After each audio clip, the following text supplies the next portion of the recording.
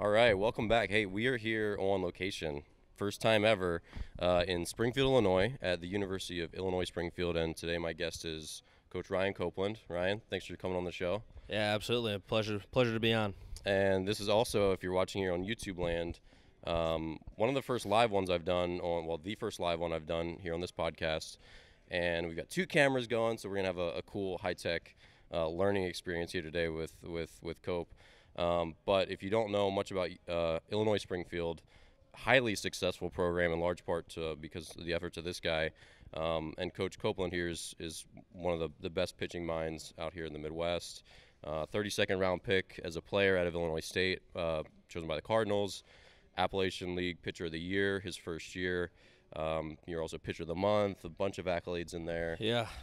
And crafty lefty. Well, I shouldn't say crafty because you're a hard thrower. You're peaking into the mid 90s as a pitcher out of the bullpen. And then you were a coach at Illinois State, your alma mater, for a couple years, and then now you've been here at UIS for 4 years? Yeah. In my fourth year here at UIS, took over as the pitching coach and recruiting coordinator in the summer of 2015 after spending 1 year at Illinois State. So yeah, I've been here ever since. Love what we're doing here and trying to keep it rolling. Yeah, so we're here in the Student Union. Awesome building, by the way. Like really cool modern architecture. Just and we were a day into spring break or into winter break for all the kids. Yeah, we had finals last week. Guys kind of split out, in the middle of the week. A lot of them didn't have finals through the end of the week. So they've been gone for about a week now, and they'll be gone all the way until January 12th when they come back and report for kind of early pitchers and catchers camp and after break. So when's your first game? Where are you guys starting out? We open up February 16th down in Atlanta, Georgia, at the Lake Point Complex, which actually they're just changed ownership, right? Yeah, they were perfect game forever. I think since they opened it in 2013, and they've now been bought by PBR, which is just a whole other monster in its own, and they just keep taking more and more, and they've done a great job. So yeah, we've gone to Atlanta now. This will be our 4th straight year going to Atlanta. Really cool trip every year. Beautiful fields. It's cool to get down south a little bit, and we've been very, very fortunate with weather down there. So we open up against Saginaw Valley State, 3-game series down there in the second weekend of February. So nice. So if you don't know much about UIS logo, their mascot, the Prairie Stars, and you guys were 47-9 last year. Yeah, 47-9. That's crazy. What's actually more crazy about that is that we started the year 0-3. Wow. We got swept at 47-6 yeah, most of the way. Got swept at Missouri Southern to start the year. Ended up going on an 8-game run. We lost another game to Hillsdale here at home in early March, and then rattled off 29 in a row. So good God.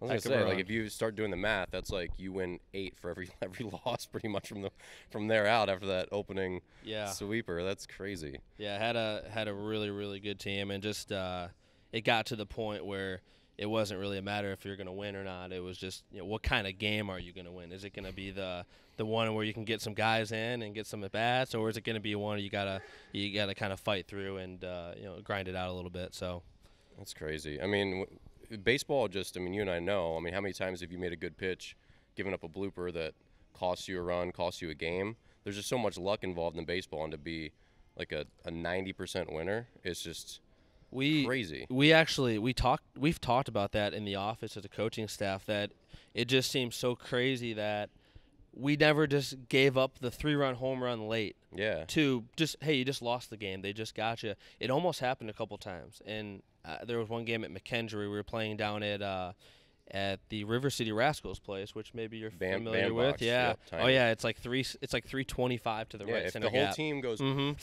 like it'll get out. So we actually. One of our best relievers, he's actually one of the only relievers we lost. His name's Sam Geraci, sidearm guy. You probably appreciate him. Yeah. And just slider after slider after slider. It was unbelievable all year. They just got him. He gave up a 5 spot. We blew a lead in the 8th inning.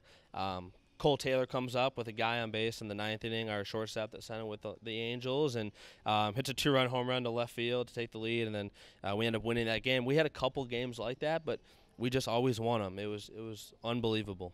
So.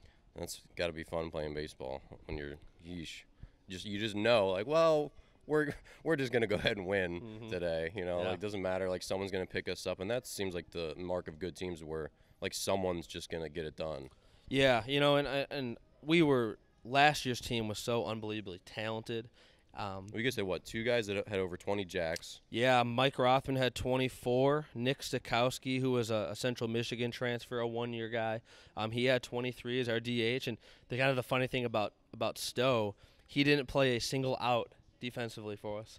He was actually just hit dingers. We played 56 games, and he played 56 games at designated hitter. Wow. So he was the true DH, Edgar Martinez style. So, yeah, we were super, super talented. I mean, we hit 104 home runs as an offense, led the nation. I think second in all of college baseball behind Tennessee Tech. But they ended up playing about 65 games because of the regional, super regional, all that. So gotcha. I had a remarkable year, but our guys also were very, very tough, and we found some ways to win some games that we shouldn't have, that shouldn't get overlooked because we had some grit, we had some toughness, we had some really good leadership that kind of that will to win. Our guys really had that last year. So you put that together with the toughness and the talent, and we pitched the heck out of it last year too. And I guess that's kind of what you get is the 47 wins. So yeah. Well, what do you so obviously Ryan and I have met just like sort of on the recruiting trail. Obviously I own Warbird Academy, which is an hour up the road, and was it just probably an email at some point where I said, hey, we've got some guys, and you responded, which I appreciate because some coaches don't, but we've just gone back and forth at times, just like, hey, I've got a kid you should look at, or hey, do you have anyone in the area, have you seen this guy? And that's pretty much been our relationship. But we've talked a bunch about character of kids, about toughness, and some kids, when they come onto campus, they step foot and they've wanted to play college baseball their whole life, and they get here, and then maybe a month later they're gone, like they quit, it doesn't fit or whatever, and then yet you talk about your squad having so much grit and toughness, and that seems almost abnormal for like the climate and like the type of kids that are out there now. Yeah, my first 2 years here, we kind of battled us trying to kind of figure out who we were as a program, and everybody talks about culture. You hear it so much. Yeah, it's getting kind of cliche almost. It's overstated, and my kind of like my self definition of culture is that's kind of what everything appears to be on the outside. That's what people think your program is like. That's how people view your players. But I think environment is so much more important than culture, because environment is how things actually feel inside the program. So culture is kind of outside, and environment is your daily feel. What does it feel like at practice? What does it feel like on game day? What does it feel like in the weight room, in pitching meetings and in hitters meetings and all that type of stuff? So I think we've finally kind of gotten over that bridge in terms of what we are as a program, who we want to be, what we value in our players. And in the last couple of years, we've actually retained a lot of our players. We've had very, very few leave, and the ones that have left have been more mutual. But, that's something we fought, I think, early, especially in my time here, that it seems like we've gotten over the hump a little bit. Yeah. And I just think with any program, I was talking to this so Coach Josh McDonald from UConn was on the show couple weeks ago, and he just kind of talked about how college baseball is hard. Like, there's a huge learning curve. You go and there's a very successful high school player, you hit there as a freshman, and suddenly you're just getting dominated potentially, especially as a young pitcher, I think. And then so he said, like, you've got to really love baseball, and you've got to have mental toughness, because it's just going to suck for a while. Like, and a lot of kids, if they don't really love baseball and they don't really love the school that they're at and just like the overall atmosphere, they're not going to want to stick that out. Have you seen, does that kind of ring true with you and your experience? I think the instant gratification of high school players that come in and maybe think that they should be playing right away, and that's certainly that's a desirable goal, no doubt about it. That's what you want. You want to come in and. How much did you get your freshman year? How much you pitch? I got like 22 innings and 21 appearances. So I think I was probably more the exception than the rule. I joined a pretty bad team my freshman year. I think we won 20 games. We were 3-18 in the Valley. We were not good. We got beat up by Wichita, got beat up by Creighton, got beat up by Missouri State. Yeah. It was like auto sweeps going into those weekends. I threw probably 65 innings, But I definitely went through my growing pains, and that was with the old bats, and gave up a lot of runs, and I think my ERA was in the 5s. But yeah, I think of our freshman class, I was probably the only one that really pitched. And I'm smirking because it's funny. I was a bad college pitcher. It just took me a long time to figure it out. Yeah. And I was a much better pitcher after that. But my plaque when I graduated, my career numbers, I had a 6 career. So your bad freshman year is screw you, Ryan. You threw hard though. I think you threw pretty hard. I threw 80 as a freshman, but no, I think we both topped out, you and I, at 94. That was about all I had. But either way, you could get guys out. Good job. Yeah. Okay, but that's a good talking point anyway. Depending on your program, you may have a chance to play as a freshman. You really may not, depending on who's in front of you and what opportunities you might have. Yeah. I think the goal when I recruit kids is that they can help you as a freshman. I think that's always the goal. You also need to be realistic and understand that that's just not going to happen. Yeah. But the last thing you want to do as a coach is turn your back on a kid that maybe is taking a little bit longer to develop than you think he was supposed to. And that's not always just on the baseball field. That could just be growing up and getting a kid to understand that he has to go to class, and getting a kid to understand he has to take care of business off the field, social, the social aspect of college, and understanding what your priorities are, with academic, athletic, and then social. And if those start to get out of order, you're going to start to have issues there. So I think that's the biggest thing is recruiting kids that have the chance to help you early on as freshmen. But then when they're not going to, and it becomes pretty clear or evident that they're not going to help you, getting them to still believe in the plan, in the process of them developing as a freshman to a sophomore and a sophomore to a junior, and that they understand that their time is going to come. So yeah, that's the biggest challenge, I think, is getting kids to believe that they will have the time to develop, and it will show. It just might not be right away as a freshman. But we've had a lot of success with freshmen. 3 of our top 5 pitchers 2 years ago were freshmen. We had a freshman last year, Colton Hale from St. Joe Ogden, who ended up throwing 35 innings and was really one of our best relievers down the stretch, and had a number of freshman position players get some at-bats and some looks out there in the field. So it happens. It just kind of depends on the guy, Yeah. Okay, so tell me a little bit about Division II baseball. So I think there's a lot of, I personally, I'm excited to hear your answers because I don't know that much about D2 baseball, because you kind of, I think on the surface, just think, okay, well, there's the high school draft picks, then there's D1 baseball, which that's the 88 to 90 pitchers, the premium athletes, and then you've got junior college, you've got NAIA, you've got Division III, and they're all not necessarily in any particular order, but then Division II kind of lays in the middle, and you're like, well, are those kids just a little slower? Do they just throw a little slower? Do they not?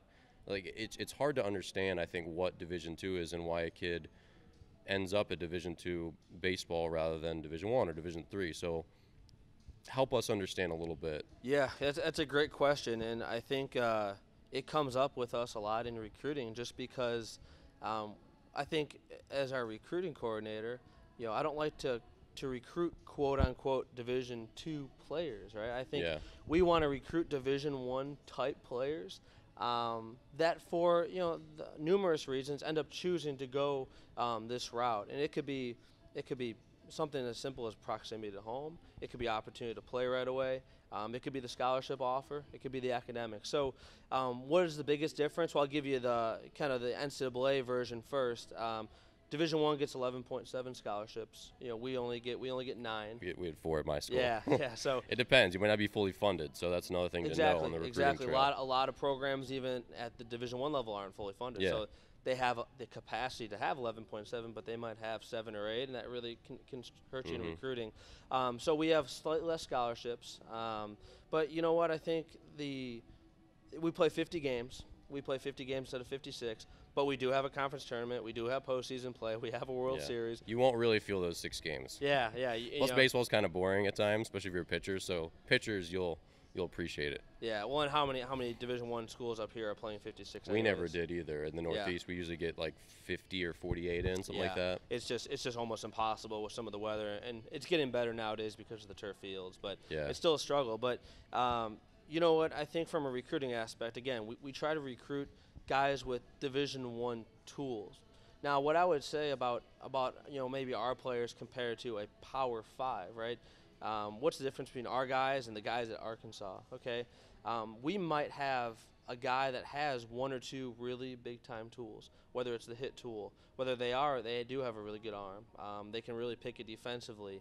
And we tend to get the guys that maybe don't have 4 or 5 tools. They have 1 or 2.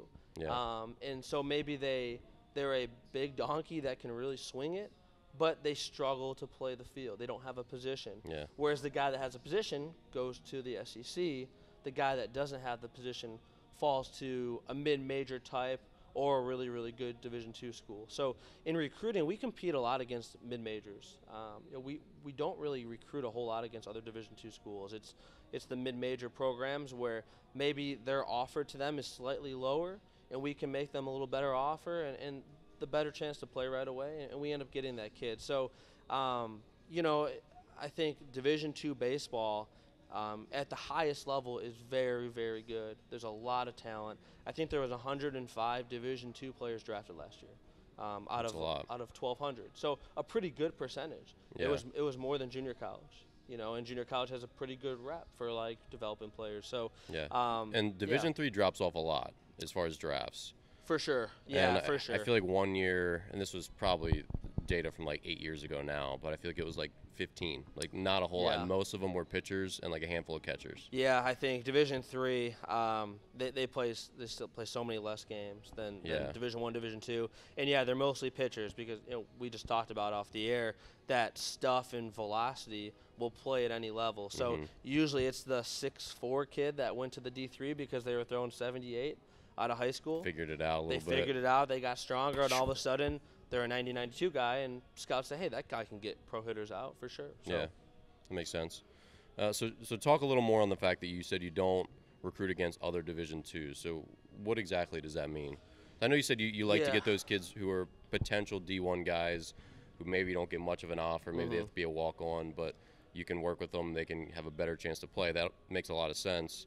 But like, what does that mean that you don't recruit against other D2s? Yeah, so mainly when I talk to kids, of course, you're trying to gather information, just like they're trying to gather information from us and our program and what we do as a pitching staff and all that type of stuff. So one of the first things I'll ask a kid is, hey, who are you talking to? What kind of visits have you been on?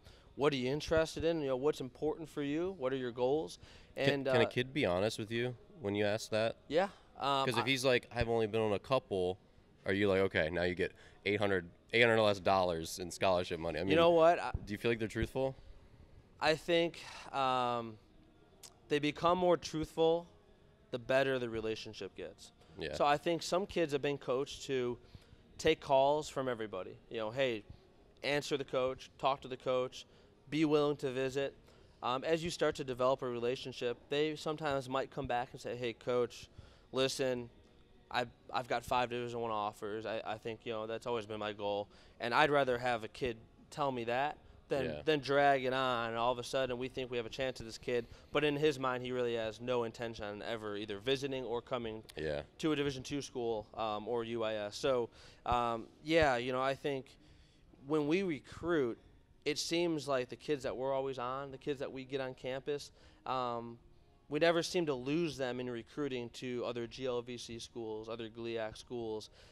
It happens once in a while. That's not to say it doesn't happen. It just seems like usually maybe we're out kicking our coverage a little bit. Yeah. And we're recruiting the kid that has the mid-major offer to any of the state schools here in Illinois, surrounding Indiana, obviously Iowa. They've done a great job out there with their program. Missouri's loaded with Division I and Division II schools. So it seems like those are the kind of schools that we're losing guys to. Yeah. And it's usually the kid that has just always dreamed of going Division I route. And if that's a kid's ultimate goal, there's really not much you can do about that. You can't just change your title. And you can try to plead with him and convince him that this might be the better opportunity for him. But at the end of the day, you can't fault a kid for wanting to go that route. And and we've had some. I mean, in our discussions back and forth with kids, we've had that same thing happen. Like, I know you've lost a kid that potentially you're interested from our program. That was just like at the end of the day, like, rather than commit to you guys, I'm going to go JUCO and then try to leapfrog into D1 later. Like, so that makes sense. And then how do kids respond once like they get here? Obviously, you guys beat every team. But, you know, they see the quality of baseball. Are they, like, surprised? Do you feel like when people come out and watch a D2 game, do you feel like they're surprised, or they? Yeah, I think they're surprised when they see, like, if we're playing in the spring and they see us playing another pretty high-level conference team. I think they're very surprised by the talent. They're very surprised by the arm talent. I would say the biggest difference, go back to your previous question, sometimes it's just the depth, you know. Yeah. You know, the 1 through 5 on our pitching staff, you know, is going to be every bit as good as a 1 through 5 on some of the Division I schools' pitching staffs.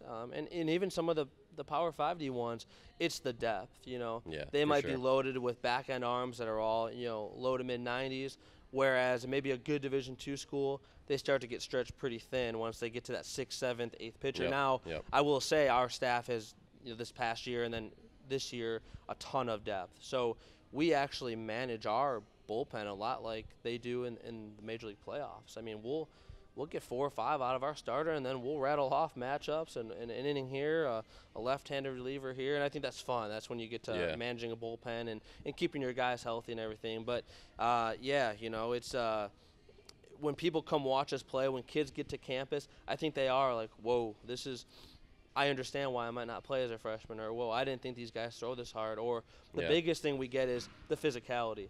And we put a big emphasis on the weight room and strength, and we recruit size, so we recruit big, projectable bodies and good athletes that are going to get stronger. I think that's the biggest thing too. Is kids get here and they're like, I need to pick it up in the weight room. I'm 170 pounds. These dudes are all monsters. So yeah, as 2 sub-6-foot-handed pitchers sit here. I don't recruit a pitcher that's shorter. I would never recruit myself. That's my goal, and that's a funny thing you say, but like what I found in recruiting is it's much easier to go develop the long-armed, high-waisted 6'4" kid that might be a low to mid-80s guy now that, again, doesn't get the Division I offer he's looking for because the velocity's not mid to upper 80s, and then develop him, get him stronger, use our resources, put a lot of emphasis on player development, and he will become that upper 80s guy, low 90s guy by the time he's a sophomore or junior.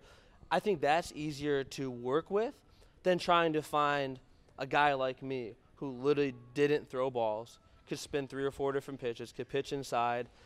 It's really hard to find a 5'10" lefty that's mid-80s because that guy is highly valued by Division I's, and he's committed pretty early. It's hard to find that guy at our level. So yeah, that makes sense. I know, is the conference tournament still, and by saying tournament, I'm sure, just like everyone else, everyone out here in the Midwest says tournament, which is just patently wrong. But anyway, when I was playing for Evansville, you know, 7 years ago now, we in our spring training, the GLVC tournament was being held in Evansville. They still hold it there? It rotates just like most conferences do. They put out bids, and they have to win that bid. So I've never been in Evansville. I know the year before I got here, they went to Evansville. At the Otter Stadium, of course, where you played, and kind of old historic ballpark. I heard it was pretty cool. It's been in Indianapolis since then, and then this is going to be going on year 3, where it's down in Springfield, Missouri, the home of Drury, which is in our conference, at the U.S. ballpark. Really, really nice stadium, all turf. So yeah, and so a bunch of us players, as we were waiting for them to get done so we could have our workout or whatever, we were watching, and there were like 15 scouts, and the pitcher was throwing like 92, and this was back when 92 was hard. Yeah, This was like 2012. Yeah, it ain't hard anymore, is it? No, but you know, I think we were all surprised just watching. Like, we didn't initially know who these guys were and like what division. Like, I think it was like Indianapolis was playing. It might have been Drury actually, but it was just like really good quality baseball. Yeah. And like I said, a lot of scouts, like all the radar guns fixed on. I mean, everyone was engaged, and it was a pretty impressive couple games that we got to watch. Just 20, 30 an hour of it we'd catch, but yeah, it was surprising for me because I played for a very small, like bottom feeder D1. And like you never get exposed to other levels. Maryland, Baltimore County. Yeah.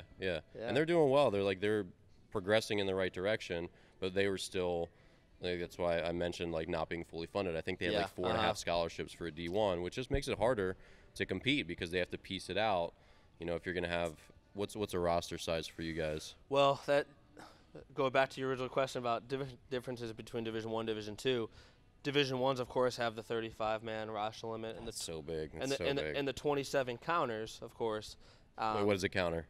Counter is a scholarship player. Okay. And Division I has a minimum scholarship of 25% now. So for you doing the math at home, 25% times 27 is about 8. Well, about 7. And you get onto PBR, and you start to see some of the recruiting classes for some of the Power 5 schools, and it's 15, 20 freshmen every year. And again, you do the math. Yeah, they can't half all the have. guys just aren't going to be there. So that's where we come in, the kickbacks and the junior colleges. So kickback is a D1 guy who then just like doesn't make the team, just doesn't fit. Yeah, just going to get his money cut, doesn't fit in. They don't want to wait for his time to develop. They need a guy that can help them right away. So they're going to take that crop of guys that they think can help them sooner rather than later. And that's where the really good junior colleges kind of pluck over, and they'll do a good job getting the bounce backs. But once in a while, and we've done a pretty good job of it, we can get those guys to bypass the junior college route and come straight to us. That makes sense. And they're guys that just want the chance to play right away. They just want to play right away. They're over the Division I thing now. They're like, Coach, I've been to Division I. I've seen all the cool facilities. I've been to this state. It doesn't matter anymore. I just want to play. I want to compete. And then back to the roster side, just 35 roster limit, 27. Well, you can have as many as you want in the fall. So sometimes some of those schools will have 55, 60 guys on their fall roster. And they used to do that a lot more back in the day. Didn't they have something that sort of curtailed that? Yeah, and it might just be reputation. Oh, really? I don't know if there's a rule, but there's actually some programs that will not only redshirt freshmen, they'll gray shirt them. There's a new colored shirt? Yeah, new colored shirt. It's happened where not only are they not going to play their freshman year, they're on the team, but they can't be in organized team activity. So like, what does that even mean then? That's so. It's a guy that is bizarre. Yeah, it's happened. I actually know of a few instances in particular where they've had gray shirts, and it's a kid that maybe has no other opportunities, and maybe he's got a really good arm and absolutely no clue where the ball's going, and they don't even want to use a roster spot on him to redshirt him. They want to, hey, you're kind of on the team, but you're kind of not on the team. They just put a tracking device on him, and like, we'll pay you in a year when your tell table's ready. He gets to tell everybody he's on the baseball team when he's out in downtown. I mean, that's all that really matters, I guess. But, and we don't have a roster limit. So we have 44 on our roster, and we have a pretty big pitching staff. We have just over 20 pitchers on our pitching staff. So I know there's some junior college programs that have 20 players. So sometimes I get asked, like, how do you manage that many pitchers? We can play the matchup. So hey. All right, this guy, he only hits left-handed pitching early in the count, but when he's down the count, he can't hit a right-handed slider. Yeah, and I'm a big numbers guy, so we look at all that stuff. And if you actually look at our stats from last year, I think we had like 17 pitchers pitch. Now, maybe 12 or 13 of those were significant innings, but yeah, we had 17 or 18 guys throw an inning for us last year, which is kind of unheard of. Yeah, I looked through your numbers, and usually what you see, just like what you said with the depth, like when you scroll down, obviously you guys were super successful because there's your record above it, but you go, okay, like a couple guys in the ones, a bunch of guys in the twos. You go, okay, where are the innings eaters? So all your guys with 75 innings are mid twos, low threes. That's obviously a great sign. But then as you keep going, it's just like little, all right, 3-1, 3-3, 3-5, and then it's like 4-5 is the last guy that got significant innings. There's none of those, 6, 7, 8, 9, 10. Yeah, the 99s, the little tilde, the infinite sign. And that's like you just said before. It's just about like the common sentiment about what kind of shortstop you want. You want the guy that makes the routine play every time. He doesn't have to make the flashy play. And like it seems like everybody on your staff gave you consistent like quality innings. No one imploded, and that's hard to avoid, obviously, especially when you have so many freshmen and younger guys. But you guys were top to bottom like very consistent as a pitching staff. Yeah, those guys do a great job of working and understanding what they need to do to be successful, and we give them a bunch of options in development and in training, and kind of let them pick and choose what they want to do. But I want stuff guys. I want velocity guys. You can't always have an entire staff of 95 arms, of course. And you guys have a couple, don't you? Yeah. We have a big right-handed pitcher named Nick Alvarado. He was an Illinois State kickback. He's 6'7". He's 230 pounds. He's massive. He's been up to 95. He'll set anywhere from 90 to 94. Big time slider. He can throw a little cutter at 85, 86. So he's a redshirt junior this year, so we still have him for 2 more years, maybe 1 if he has a good year. Yeah, hopefully just 1. For his sake, that'd be great to see. And we have a junior who's been a 3-year guy now in our program out of high school, R.D. Lutz. He's from Aurora, Illinois, and he's 92, 95. Big, strong, right-handed pitcher, loves the weight room, and velocity at that type of level is hard to hit. And then you pair that with some off-speed pitches, and we look at the numbers. We want to make sure that we are throwing our off-speed pitches enough, or even more with those guys, because as a hitter, what are you going to gear up for? The fastball. Yeah. What do hitters want to hit? They want to hit fastballs. So even though we might have a pitching staff that has very good velocity top to bottom, we also really need to know how to spin the ball and be able to throw behind the count change-ups, be able to wipe out that slider when we have to, because guys are going to be ready for it. And again, we speak to the level of competition here at the Division II level. Division II hitters, the good ones, they can still hit that 95. It's sure as heck. So we got to make sure we're doing a good job with our pitch calling to make sure that our guys are keeping them off balance still, not fall in love with the velocity in game. So yeah, and we were chatting about that last night. We had wings with some of our college kids that came back, and myself and Lucas, and we were just talking about hitting, and just everyone's kind of picking Lucas's brain on swing plane and all the launch angle stuff. Mm-hmm. And we were just talking about how when hitters are really good at getting on plane, you can't throw the ball 2 or 3 miles per hour harder and really get it by them, because they just hit it a little bit deeper and they hit it into the right center gap instead of the left center gap. So, velocity, you see that with a lot of young guys with good arms. Like, they just okay, I throw 90 on the corner, 92 on the corner, I'm 0-2, I'm going to throw 93 right by him, and they just destroy it into the gap. Yeah, that's it definitely helps. It gives you margin for error with your fastball if you're a low to mid 90s guy. But you touched on it a few minutes ago. 92 is really not that hard anymore. Yeah. You go out to recruit and you go to some of the bigger tournaments, whether it's the WWBA in Atlanta or the Colonel's tournament or whatever the case may be. There's a lot of high school kids that are juniors, going to be seniors, and they're 89, 91. So pansies. It's crazy what's happened with the game, and it's kind of a cat and mouse game with the hitters and the pitchers, and pitchers are training to throw harder and to develop stuff, but hitters are also getting better at hitting that stuff. So it's going to be kind of crazy to see what happens here with the game over the next 10 years, just like it has in the past 10 years. So yeah, I feel like there needs to be, for us old pitchers, there needs to be like an inflation adjustment, because if we talk about, you bought a house in 1970 for $100,000, you're like, oh, that's cheap little house. But you're like, no, 1970, that's like $1 million today. Like, we threw 90 back in the day. Like, that's like 95 today. Like, yeah. Well, there's a private Facebook group, and it's like for former minor league players, former major league players, and like you'll get like Chipper Jones is talking in there, and a lot of it's just random talk, jokes, all that type of stuff, guys sharing memories and all that. But the one thing that always comes up is all the old timers that think the guns are juice now. They're not juice. They don't believe. Kids just throw hard. They honestly can't wrap their head around how much the game has changed, how much pitching has changed.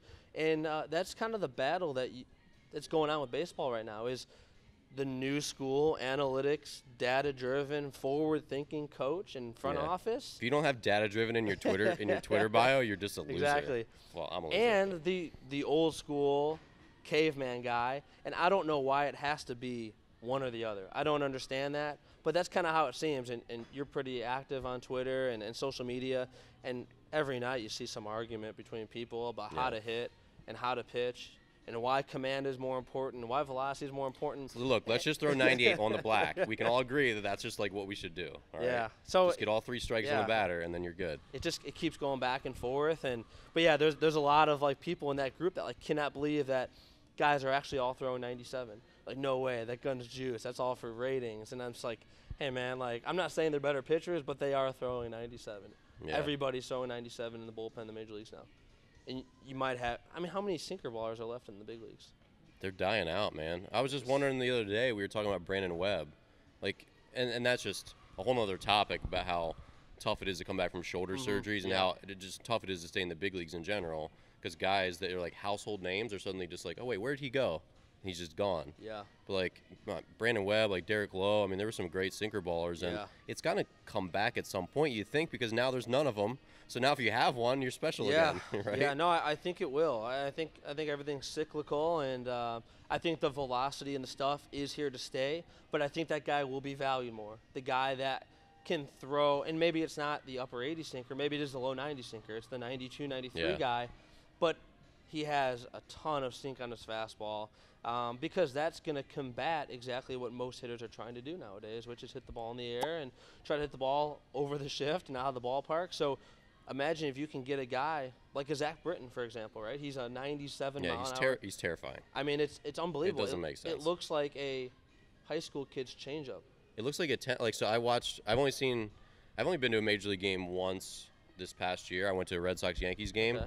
And it was an amazing, like, the Red Sox came back in the 9th. They got, like, 4 or 5 off Chapman. I got to see Betances, then Britton, then Chapman. Yeah. And the Yankees didn't win, which is mind-blowing. Yeah. But I watched, so from, like, dead center field, I watched Britton, and it literally looked like a tennis, like, forehand, where it just, as soon as it left his hand, it was just like, boom. It's absurd. And you're like, how does that work? Like, how does your body do that? And has any hitter ever... Like, it's actually hard to believe he ever gives up a hit. It's crazy, yeah. How does a major league hitter even hit the ball? I guess he leaves the ball up and it's knee high. Well, you could see, and from that vantage point, it was cool because when it was, he actually fell behind the count a bunch that night because it was out of his hand, like maybe 3 inches above the knee, and then it was maybe mid shin at best, and they were taking it. So they knew if it leaves Britton's hand here, I got to take because it had so much sink. And then when he threw one for a called strike, it had significantly less sink. You could see it. It was a lot flatter. It's funny about Zach Britton. So when I was playing in the minor leagues, I had a pitching instructor named Doug White. He is now the major league pitching coach for the LA Angels. So nice. I had him in the Cardinals system. He left the Cardinals system, went to the Astros when the Astros kind of plucked everyone from the Cardinals. And very, very smart guy. He was kind of the first coach I've ever had that was more analytical. And at the time, I just thought it was weird. I was like, "Hey, man, you're weird." Like, I don't really understand what you're saying. I never even picked up a J band before in my life. So, but he was kind of my introduction to that. And we look back, and everything that he was teaching was kind of what you see now. Well, he actually brought me into the office one day. Hey, I said, I see a lot of similarities between you and Zach Britton. And I didn't know who Zach Britton was. He was like in his first year with the Orioles, just some no-namer. But he's got a ton of run on his fastball. He's got a lot of sink. He's a low 90s, mid 90s guy. And looking back on that conversation, it's like laughable. Very flattering. Very flattering. I was like, what were you thinking, man? I know you're trying to do what's best for him, but I am Zach Britton. No way. Well, now there's a second one, Blake Treinen. He's crazy. The witch, right? They call him the witch. Which he hates it. I had Rob Friedman on the podcast, who's the pitching ninja on Twitter. He does all those amazing gifts. He's a really good guy. But he was saying that he actually was the one to coin that, and Blake hates it. Yeah.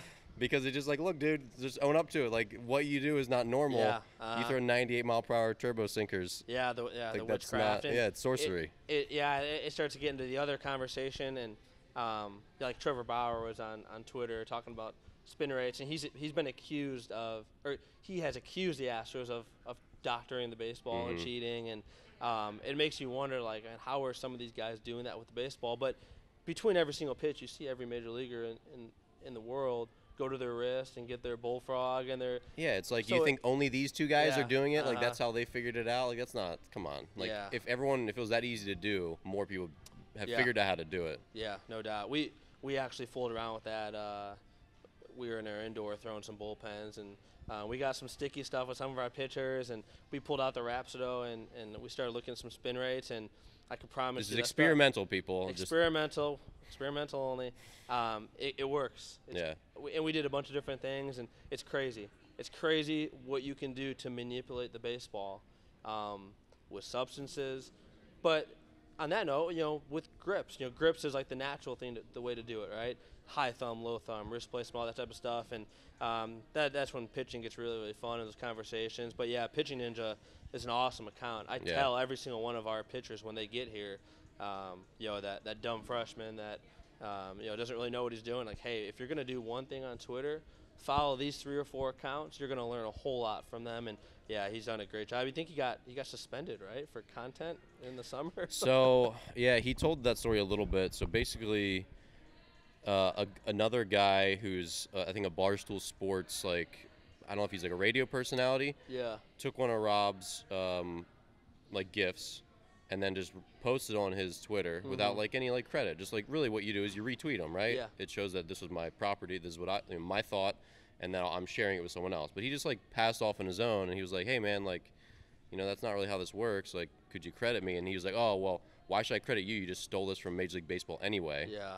And then he like that. made it a big thing to where Major League Baseball actually like got involved.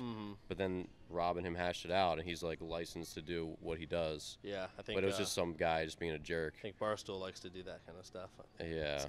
So anyway, but no, he's a really good guy, and certainly doesn't deserve that kind of treatment from through Twitter. His son plays, right? Yeah, he's a freshman at Georgia Tech. Yeah, that's what I thought. Yeah. Yep. Yeah, no, really genuine guy. So definitely check out Pitching Ninja if you're not yet already on Twitter. But yeah, it's just I don't know. Were you a rosin guy? Did you use it? I started using it in pro ball. See, I tried to, and I just like couldn't find the happy zone. Yeah. One of my pitching instructors again was Brent Strom, who is now with the Astros. He's been their big league pitching coach since I want to say 15. Kind of when they hired AJ Hinch. Of course, he won the World Series with them last year. He was kind of the first guy that introduced me to that. Just using rosin, how to use it, how to use it with sunscreen, right, to create that little extra grip on your fingers. Usually you're fine in the summer unless it was really, really hot, or early in the season when it was absolutely freezing out and the balls are slick. Yeah, that's what people don't get. Like, it seems like you don't want us throwing these slippery, very hard pool cues at hitters' heads, because you do. You like have the ball in your hand, it's 40 degrees, and you're like, this might go over the backstop. Yeah, no doubt. So and you kind of have to experiment with it, because I found myself in the middle of a game, and I was a starting pitcher for most of pro ball. And I remember being out there on the mound, and like I take my warm-ups, I'm like, oh my God, like my hands are they got too much stuff on them. Like I can't feel the ball. Yeah. So I got to figure something out really, really quick. So there's, I think if you go through a Major League Baseball bullpen bag, there's a whole bunch of tricks and pretty funny stuff in there. So. Yeah, you have to throw the bag away every 40, 50 games, because like everything gets sticky, and it's just. But yeah, for me, that was sort of my experience where I was a reliever my first couple years, and then a starter my first couple, and a reliever after that. But if you use rosin in April, it almost doesn't help. Yeah. Because it's itself very dry and cold. And then if you use it in July and you're not used to using it, like say you're like really sweaty, you're like, I'm gonna go to the rosin bag. Suddenly your hand's super sticky, and you're like, what's happening? And you try to throw it. So for me, it was hard finding consistency, where if I just want a little bit of tack or like a little, which that's legal, like rosin's legal. And if you're sweaty, like it gets really sticky, really fat, like super sticky. Like you almost don't need, like when we talk about like all the stuff that's technically cheating, just like regular rosin on a July day when you're sweaty is like super duper sticky. Yeah, but absolutely. Like you said, like you don't want to have, you want every single thing you do as a pitcher to be utterly consistent, like the way you step, like every single thing. And suddenly you don't want like, all right, I threw that last slider with a normal hand. Now this slider is a little sticky, then the next one I get some more rosin. Now I'm like super sticky. You're like, this isn't gonna go well. Yeah, once in a while, hard to manage. Once in a while, you'll have some dirt stuck to your hands, or you get some of the baseball, the leather to rip off onto your finger, and you're sitting there with some white fingertips. You're doing some crazy stuff then. I never had any of that. But, I wasn't very good, so I had to do some things to try to work my way through the system.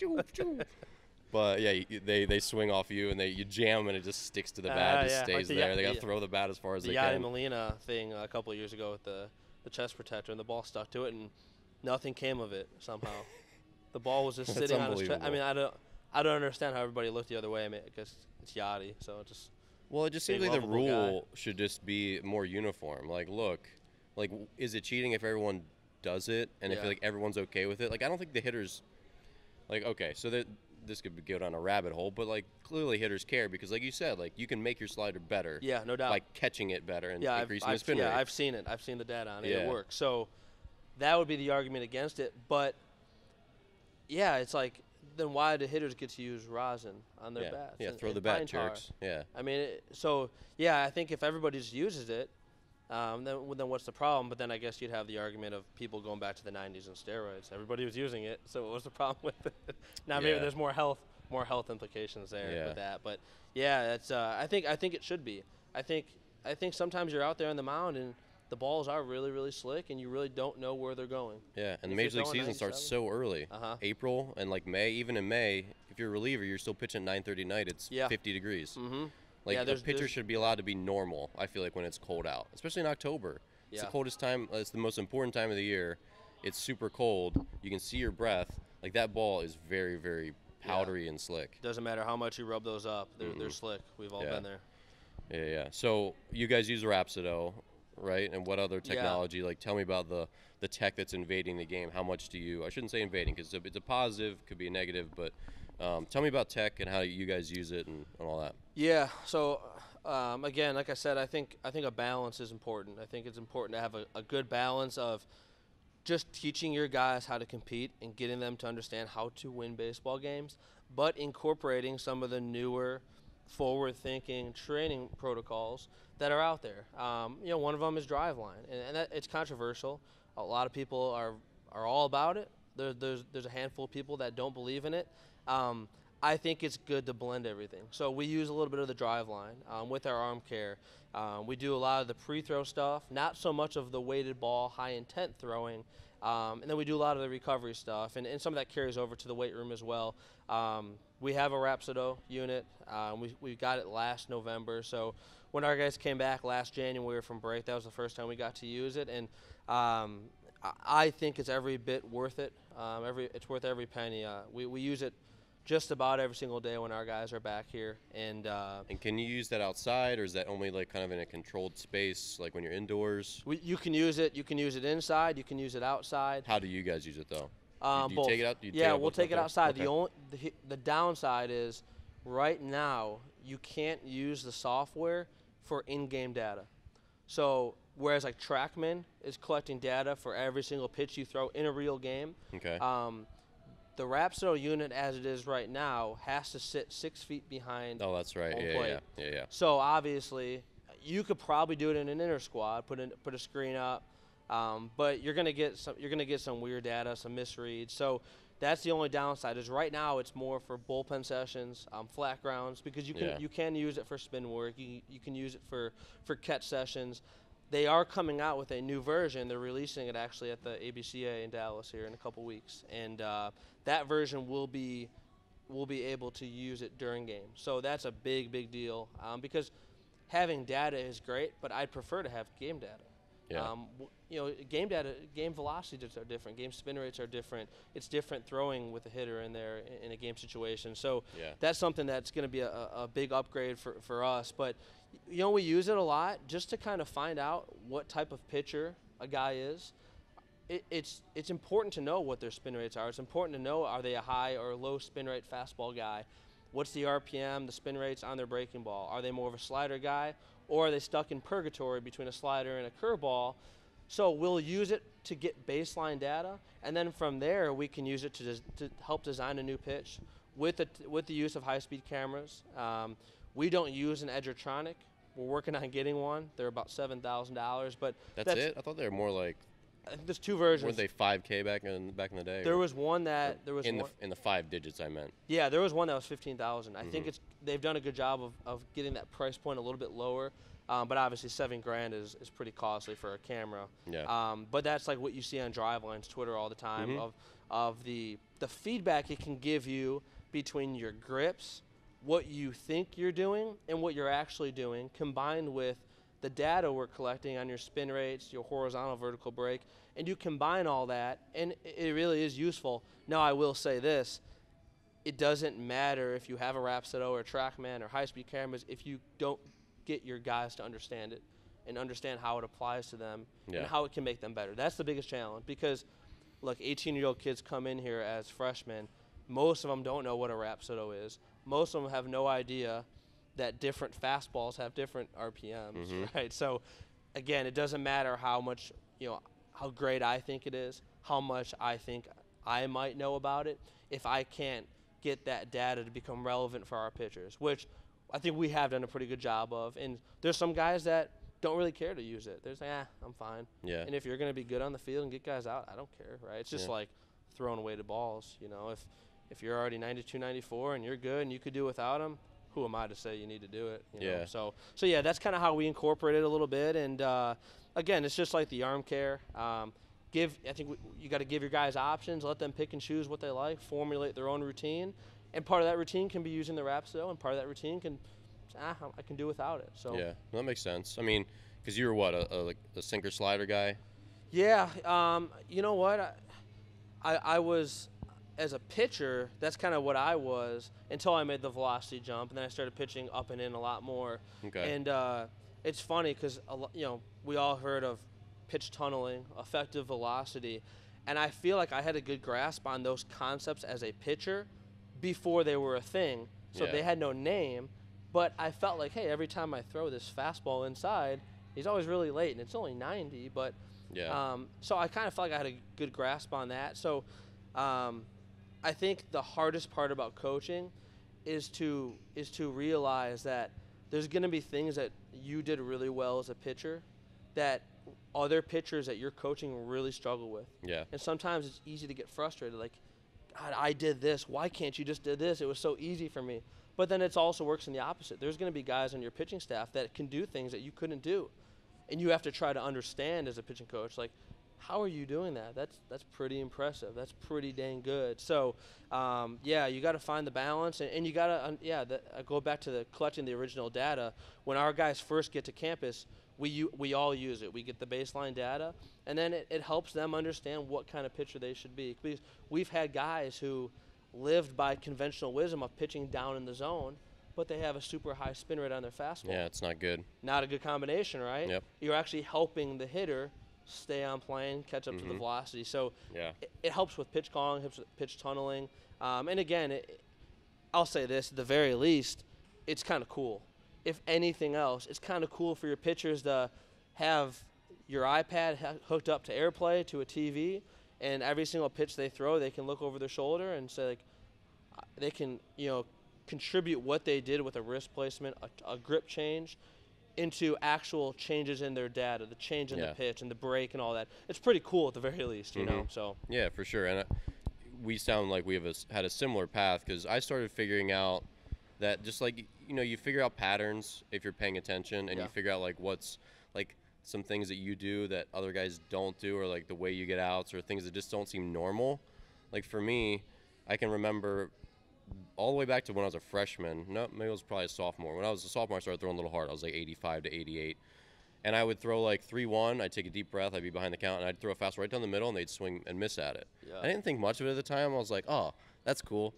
But then as I got further into my career, I kept doing the same thing, and I'd throw, 3-1, 91 right down the middle, and the guy swings beneath it, swings late. And I'm like, this still doesn't make sense. Like, what's happening here? And then you started to hear about spin rate and some of these things, way before it was a big popular thing, like 5-6 years ago. And you're like, oh, that seems like that applies to me. And then as I started to, pick and or put together some of my good and bad outings, I'm like, I can think back about I didn't give up a ton of home runs. I can remember a lot of them, and they were almost all that, that little flashball memory of it down the zone. Yeah.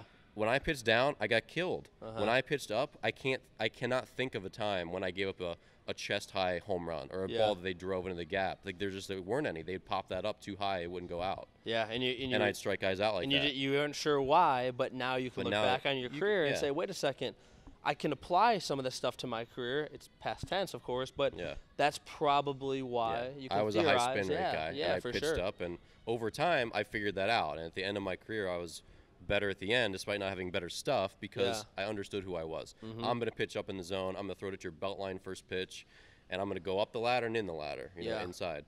And if I go away, if I pitch like catcher's calling outer third fastball, nah, that's not good for me. Like nah. We're shaking that off. It's been cool because again, we've only had the Rhapsody for a full year now, a year and some change. It's been cool to either confirm some of my suspicions with some of our pitchers, or actually be rebutted on some of them. So like R.D. Luch, he's the junior that's low to mid 90s.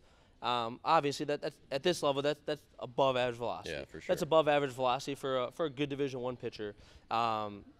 He was a super, super high fly ball pitcher, and he, more than any pitcher on our staff, foul balls right back to the screen. And I think back in the day that you always hear hitters say it and coaches say it, you're right on it, you're right on. No, you're late, man. Yeah. You can't get to that ball. You can't.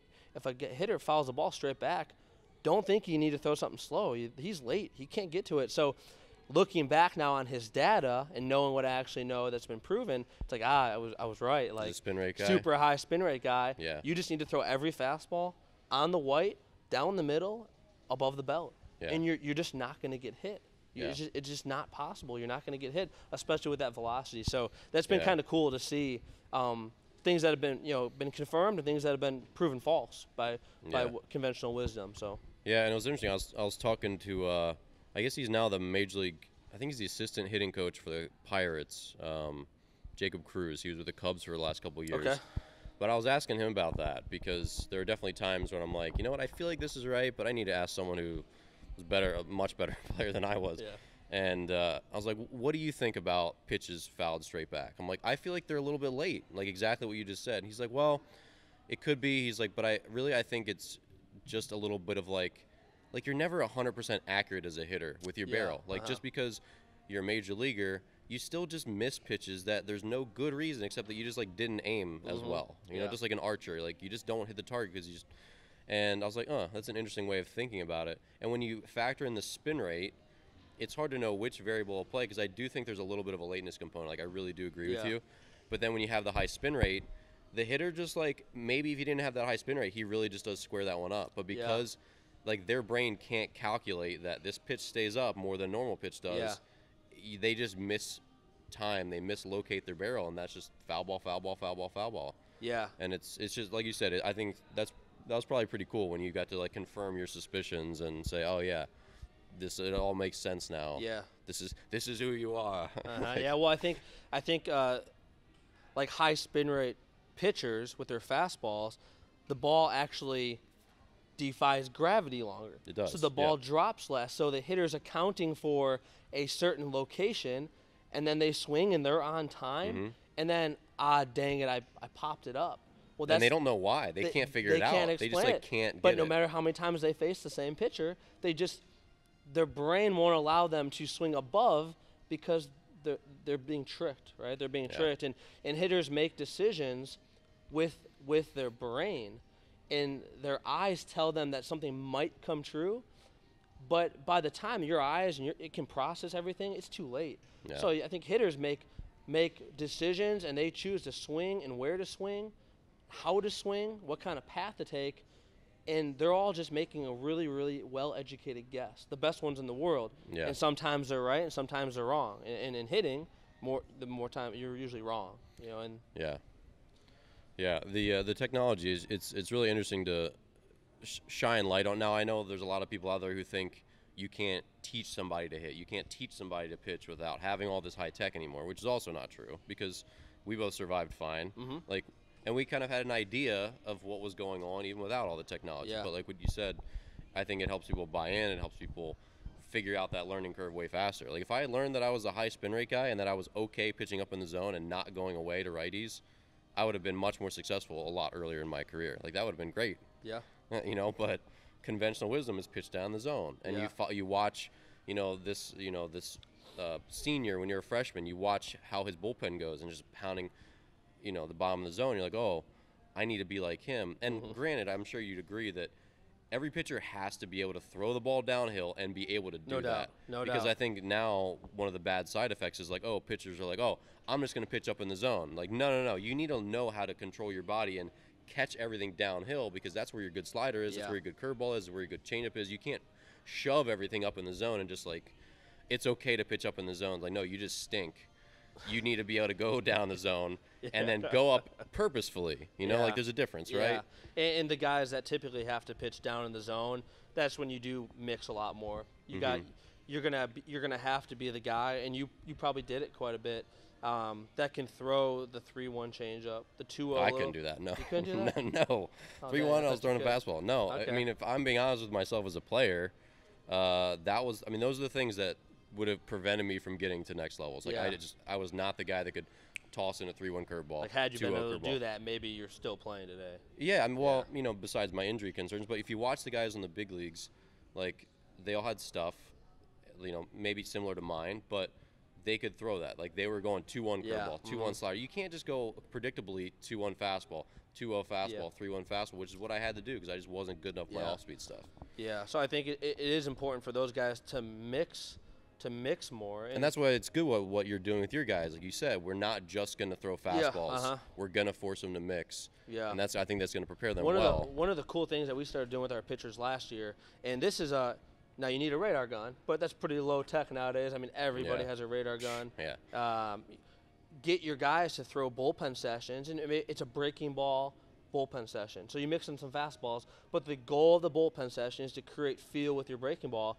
And we've actually done some cool things with the radar gun where we'll do some proprioception training where maybe their normal slider sits from 78 to 80, but we'll go up and down the velo scale, throw this one 71, this one 2, this one 3, and we'll check that box, and then we'll randomize it too on the way back. Throw this one 73, throw this one 83. And if they can start to correlate what they do with their body with an actual quantifiable result, it should help them teach them how to have a feel for the baseball, because one of the more underrated things about pitching is creating different layers of each pitch. How can I throw 7 different pitches with my one slider? Because that is really hard to account for a hitter. If your normal slider was 82 miles an hour, but you can throw 176 and you can throw 184, the hitter might, oh, there's the slider, I see the spin, there's the little dot. Oh, shoot, that was drop 5 off of what I saw. He was kind of on it, but he's out on his front foot now, and he flies out to left, right? Yeah. So there's so many different cool things. You can play horse, right? You can play horse with the radar gun, and you go back and forth, two comparable pitchers of velocity, and he goes, I'm going to throw 91 in zone 4 on the 9-hole little pitching target. And then the guy next to him has got to hit it if he hits it. And you kind of go back and forth. And there's so many cool ways you can kind of train your pitchers. Yeah. But get them out of the training mindset and into the competitive mindset. They're just trying to win at that point. But they know their bodies are going to have to self-organize and do things that they probably can't explain. But the good ones can do it. The good pitchers can throw a breaking ball, drop 5 off the normal one, and they can speed up their slider. They can take miles off their fastball. They can add when they want to. So that's all really cool stuff that we'll do, and it's fun too. I think our guys love it, you know. So what sort of competency level do you feel like pitchers can start to tackle stuff like? Because I know, you know, I work with lots of kids who are 12 to 18, and probably the majority of my pitching clients are probably 12 to 15. Mm-hmm. So where do you see, like, and even with your guys, you get a freshman, like, when do you allow them to say, hey, let's have 2 versions of your breaking ball, 2 versions of your changeup? When do you feel like that becomes manageable and not too much, where then, you know, hey, maybe your one version is just like not good enough at all yet? Yeah, great question. I think that's, first of all, I think that's the biggest mistake young pitchers make, is they think it's cool to have 6 different pitches. Yeah, and they'll stink. And yeah, you have 6 bad pitches. Yeah. And you throw 77, man. Like, so let's master 1 or 2 really good pitches, because you can be at the high school level, for the most part, you can be a really, really good high school pitcher, borderline dominant with 1 good pitch. Yeah. That could be a dominant fastball. You just throw 92 and you just throw your fastball right down the plate, and it's just really hard to hit for the average high school hitter. Maybe it's a really big time breaking ball. So let's start there. Let's work on developing 1 good off-speed pitch. And sometimes guys come in and they have the natural ability to spin the breaking ball, and they can't spin the changeup. They just don't have the feel for it. So we're going to keep working on that breaking ball and sharpen it up as much as we can, while also developing a changeup in a training setting. And maybe come game time, we go back to our 2-pitch mix. Yeah. But we're always working towards that next goal.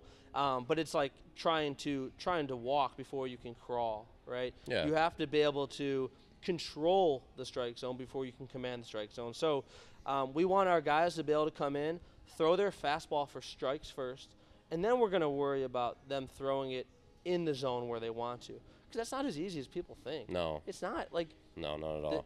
Like, you hear that term, oh, he's got plus command. And, man, there's not very many guys in the major leagues that have plus command. Yeah, like Clayton Kershaw does, but, like, very, very few. Like, even command in general. Like, I had a friend who he was on the show a long time ago. Whenever I started feeling myself, and I was like, because at the end of my career, I didn't walk a lot of guys, but he was very quick to tell me, he's like, no, Dan, you don't have command. Yeah. I'm like, he's like, I have control. Like, I can throw a strike. But you probably had much better command than I did. Like, you sound like you could spot the ball, put it in a Dixie cup. Yeah. So tell me a little more about that. Like, what does command mean for you as a coach and a player versus control? Yeah, so, like I kind of stated before, I think you have to have control before you can develop command. So some guys, they want to be able to be pinpoint with their fastball and work it an inch off the corner this way and work it arm side with their two-seamer to the other side of the plate, and that's just not realistic. We need to master our ability to throw strikes because that's going to get hitters on their heels. And there is such a thing as throwing too many strikes, and if that looks like the numbers are saying that, we'll adjust and we'll find a different way to attack hitters. But too many pitchers get so obsessed with the number of pitches they throw and being able to act like they're a major league pitcher, when in reality they just don't throw enough strikes, right? So we like to have that strike percentage around 65%. I think 70% is a goal that a lot of people make, and I just don't think in game that's possible. I was actually looking at our numbers last year. That's what the big league average is, 65%, right? Yeah. And that's also taking into consideration swings and misses. If you actually look at zone percentage, I think like Trevor Bauer's like 46%. So there's two different training aspects, right? There's the one of let's be able to get into a bullpen setting, and maybe we're throwing at less than 100%, and you can just throw strikes like a major league pitcher can when he warms up. Yeah. You don't have the bad arm side misses. You don't have the terrible yanks that go to the backstop. You got to be able to be around the plate. But I kind of differentiate fastball with off speed. For me, I want our guys working towards fastball command. Let's get the control down. Let's work on the fastball command. With their off-speed pitches, we have two zones. It is throw the crap out of it with stuff and intent through the strike zone, because if you do that and you have good shape to your slider, it has good spin, it's always going to do what it's supposed to do. Yeah. And maybe you feel the same way, and you can tell me if you agree or disagree, but I don't want our pitchers to try to locate their slider. Just throw it hard, throw it sharp, and it's going to be really hard to hit because the shape of the pitch is going to correlate directly with the location. Because if you're a right-handed pitcher, for instance, and you're facing a right-handed hitter, where do you typically want to throw your slider? Down and away, right? Down and away, working through the strike zone. And if you throw that slider down and away, it's going to have the right spin on it. Yeah. And the ones that back up on you that catch the right-handed hitter's elbow, it probably didn't have the right spin, right? And then you get really, really good, and you can start to backdoor stuff. And that's a whole nother level. And then we have throw it for a strike, and we have bounce it. That's all we do. You're either going to throw this breaking ball for a strike, or you're going to throw it on top of the plate. You're going to try to get a swing and a miss and an 0-2 or 1-2 count, or count where we have a base open, and and we're willing to walk the guy if he's able to do a good job and lay off that pitch. So we really, really simplify with our pitchers, and I think it is really, really hit home with them. You know how hard it is to look. I'm going to backdoor this slider and just catch the outside corner. Come on, how many pitchers in the major leagues can do that? Not many. But if you watch major league pitching and you look at the stuff that guys have, they just throw the heck out of it, let it catch the white of the zone, say, here, hit it. And that's kind of the philosophy we've taken with our off-speed stuff. And then again, with your fastball, there is a time where you do have to command it. And again, the slower you throw, the softer you are, the more you probably have to pitch inside. And maybe the more you do have to use your fastball, because guys are going to be expecting the opposite. So for me, I dominated the glove side of the plate. So like into righties, which is my most common matchup, you face a lot more righties than lefties. Yeah, for sure. And it was really, really easy for me to throw inside. And it's so effective left on right. But when I threw my two-seam fastball, in my third year pro ball, I couldn't really locate it on the black away. I kind of threw it middle and let the tail take it to where it was supposed to go. And I gave up a lot of home runs, so sometimes it didn't go where it was supposed to go. Dude, well, it's funny, all the stuff you're because, I share, pretty much the exact same sentiment. Like, when I teach kids pitch sequencing and where they need to throw their curveball. So, all right, you have a new curveball. Now you throw a changeup. You're going to throw it down the middle, and you're going to throw that maybe first pitch, and when you're behind the count, You're going to bounce it when you're 0-2 probably, maybe 1-2 if you have a base open, something like that. And then 0-1 or 1-2, that location is on the outer third. It's breaking, like you said, it's breaking away from the hitter. And that's like borderline ball strike where they take it, they're going to strike out some of the times. Yeah. If they take it, it's going to be ball sometimes. If they swing it, almost all the time they're going to either ground out or swing and miss. Yeah. And just those 3 locations. Like, those are probably all you need. And I know for a fact, I as a player, still, to the very last day of my career, had a really tough time finding that middle one, the one that breaks where it's borderline ball strike away. And I was a curveball guy, not a slider guy. But that was a really hard in between. I could throw for a strike some of the time. I could bounce it most of the time. That one that's in between is tough to feel for. But you just need those 3 locations, and that's still 3 for each pitch. That's like 9 locations you got to match. That's not a small task. That's a lifelong task. It was for me. Like, so that, I mean, that makes a ton of sense to me.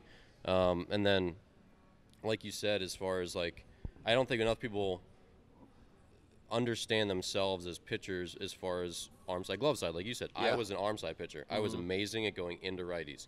If you wanted me to, if a catcher called a fastball into a lefty, I was like, nah, I ain't making that pitch. I'm not catching it that might barrel. be the right pitch in theory, but that pitch is going to be in the middle of the plate 9 out of 10 times. And I'm just not going to take that chance. I'm just going to stick to my strength and go glove side.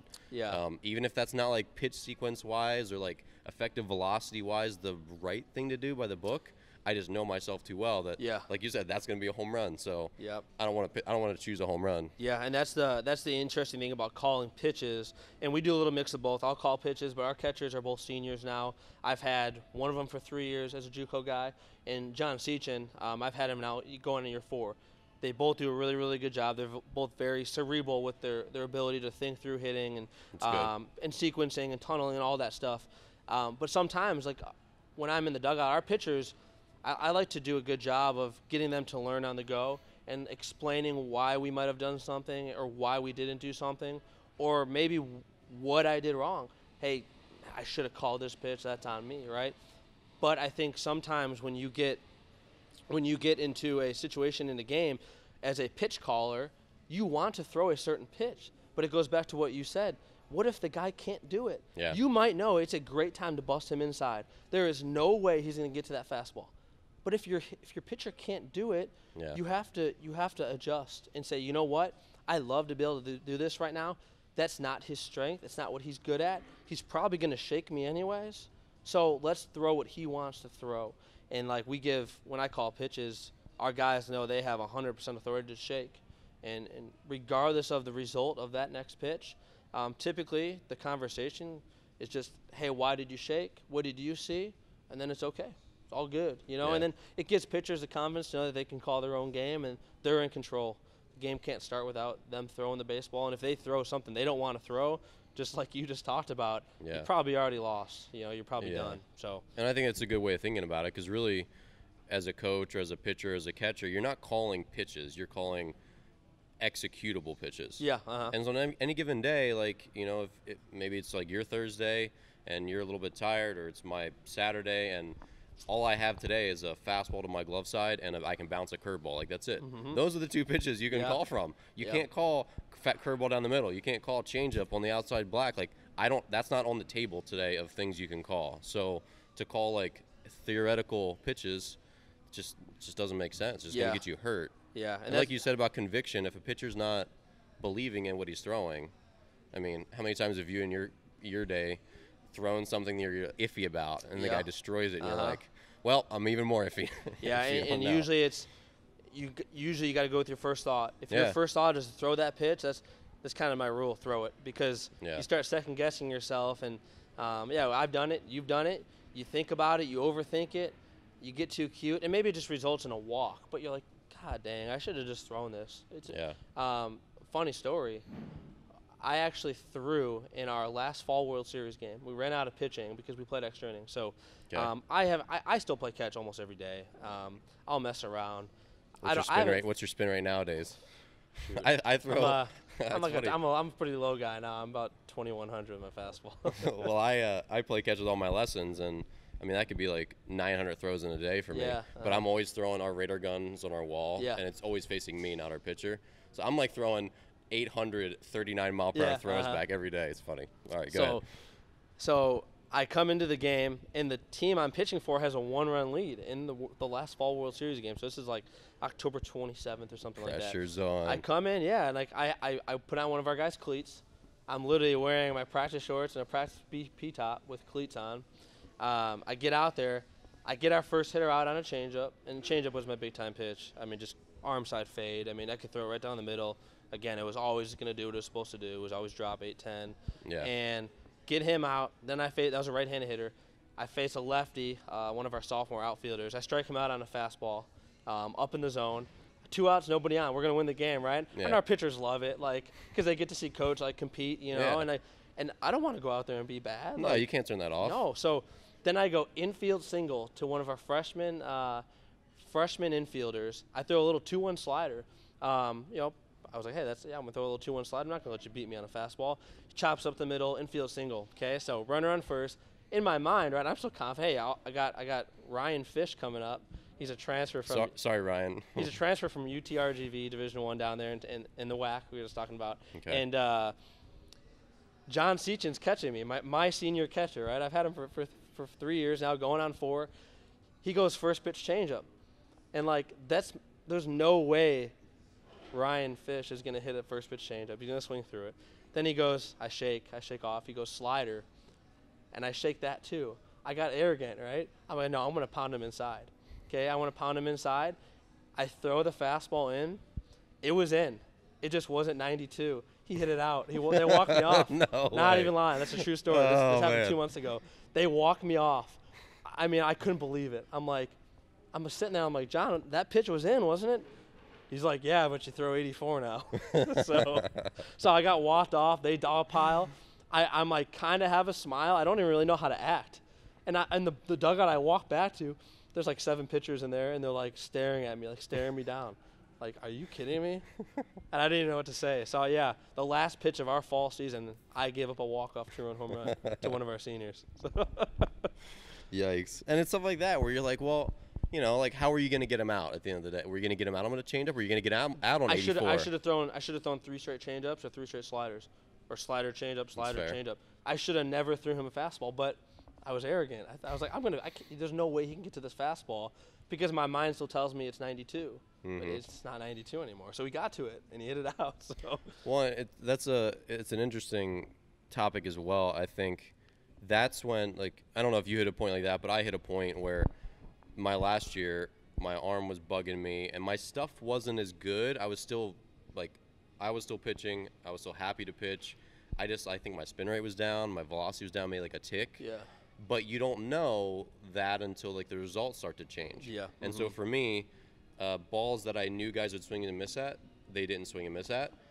Balls that would be like a pop-up were a line drive. And then just like you said, like, in my brain it's still 92, but in reality it's 84, and you're still pitching the same way. Yeah. And I think people don't understand that. You see, like, your favorite big league star, and he's having a down year. Maybe his stuff starts to decline, and suddenly he's getting hit, and you're like, why doesn't he adjust? I think it really hits you fast, where you're like, I'm still pitching the same way I always pitched. Like, I know how to get hitters out my way, and I'm still doing that, but I'm getting killed. Yeah. And then it's like, how do you completely, like, revamp who Ryan Copeland is all of a sudden? You know what I mean? You gotta like, swallow you a lot can't of turn that pride, off. yeah. You can't turn that off. Like, it kind of happened with Lester this past year. Remember, Lester was terrible for like the first half of the season.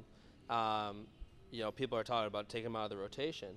Well, I think, he's not throwing 95 anymore. It's 88 to 90. He probably throws a lot more cutters. He has to pitch inside a whole lot more than he probably ever did. Yeah. And I think the last half of the year he was really, really good.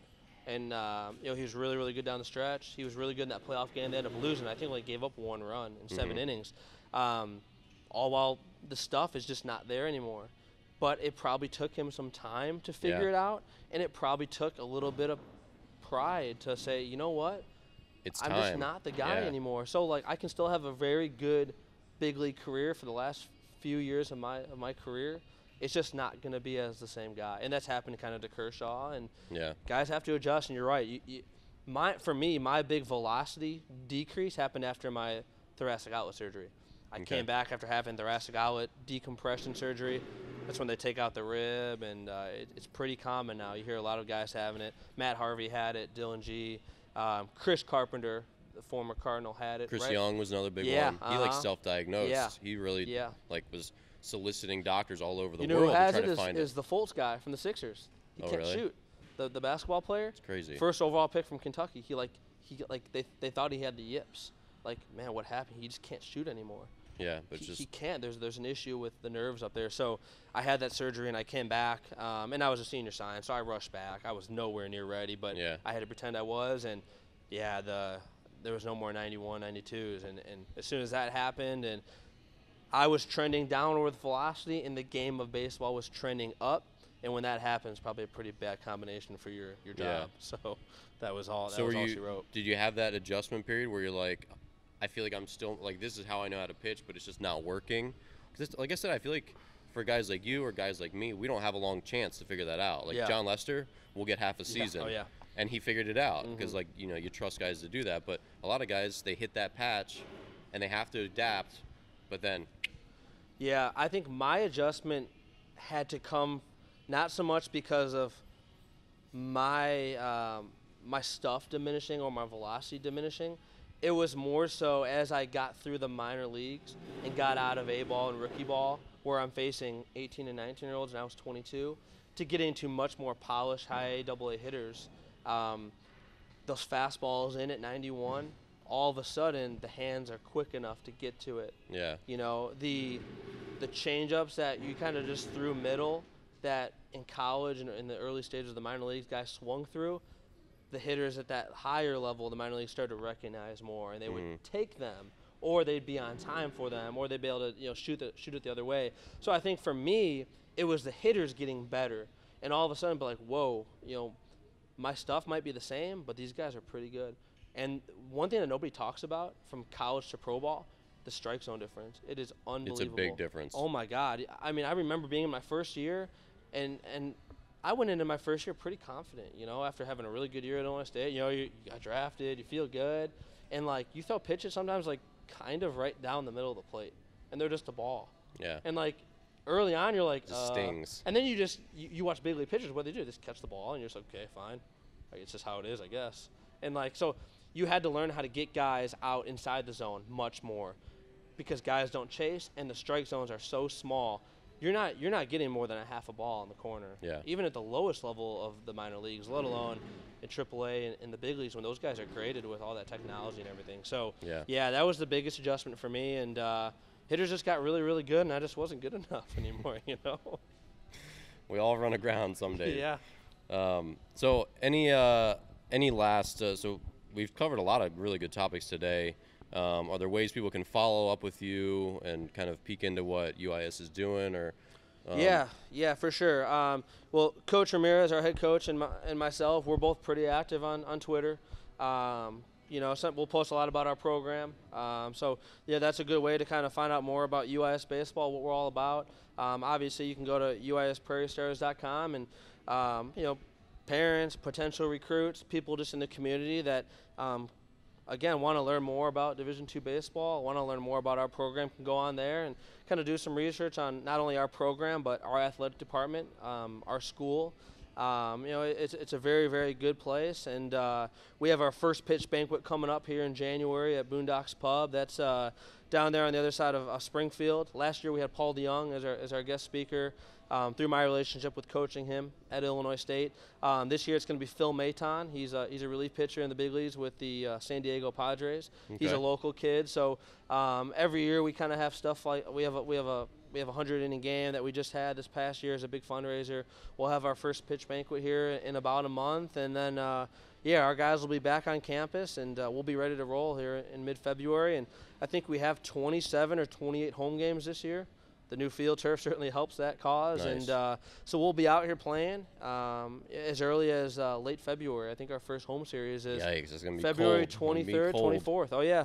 It'll be cold, but it can't really be any colder than it was last year, honestly. So that's when you can kind of pad your numbers as a pitching staff, right? There you go. Hitters don't want to hit. The barrels are freezing cold. They're putting the barrels on the heaters all game. So, I think we do a really, really good job here. And what I would tell potential recruits is, if you're going to go the Division II route, I think the University of Illinois-Springfield and our baseball program is the way to go in the Midwest. I think we're obviously coming off of a great year.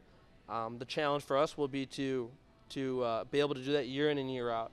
I think that's what some of the really good programs in our conference have done.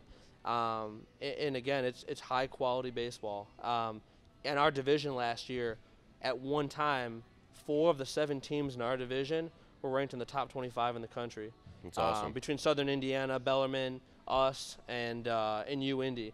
When we played U-Indy, they were number 7 in the country. So, yeah, very, very good baseball. And again, I think from a developmental standpoint, we're going to do everything from that standpoint that a Power 5 is going to do. We're going to make sure that we get our players from point A to point B as best as we can. And point A is the guy they are now, the pitcher you're training in your facility in Bloomington, to the guy that they can possibly become. In point B, we don't really know what that can be. That's their ceiling, right? Yeah. So but that's our goal. And our place might not be as sexy as, some Division I powerhouse down south, but I can promise the players that come into our program, they're going to get coached up, and we're going to develop them as best as we can, and as well as any place in the country. No doubt about that. And it'll be a good mixture of technology and old school competitiveness, and I think it's a good mix. And yeah, we're excited about where we're at, but we still know we have a long way to go as a program, and we're going to keep working towards that goal. So nice. Well, hopefully you could hear, just the wealth of pitching knowledge from Coach Copeland here. We could probably talk for 5 hours if we kept sitting here. But, one of the things that really sticks out at me is just how much he individualizes everything. Like, the cookie cutter stuff can be really tough if you go to a program and you just don't fit the way they want you to do every single thing, and there's a lot of rigidity. And the fact that you say, hey, you can do your arm care this way, you can do weighted balls, if you want to do a little drive line, like whatever it is you want that makes you the best version of you. I think that's really an underrated thing for a coach to be so open-minded about. So I'm sure that's why you guys are onto something. That's why you guys are winning almost 50 games. And just the competition, like you're letting guys compete, you're letting them be themselves, you're teaching them what you learned throughout your pro days and your coaching experience. And I think it's a pretty winning combination, man. Yeah, you got to let guys be themselves, and you got to let guys figure things out for themselves. And everything we do from a training standpoint, and it's just a bunch of recommendations. It's kind of like being an offensive coordinator in football, right? Here's a few plays. Here's some things you can do. You tell me what you like to do, and then I'll come back and formulate your plan around what you like to do and what you think works for you, and we'll figure it out together. I think you have to let guys figure things out for themselves first and foremost. I think that's the biggest mistake coaches make, is they want to be the one that figures it out for them, and that's just not possible. We both know that. You gotta be able to go through those. Do all that. Yeah, you have to. Otherwise, you guys won't get better. Otherwise, so. Gotcha. Well, hey, thanks for being on the show, man. Absolutely, my pleasure. Awesome. Thank you. Great time, great facility. So we'll see you here next week. I'm going to put Coach Copeland's Twitter handle. I'll put some links to UIS Baseball in the YouTube description and in the podcast show notes.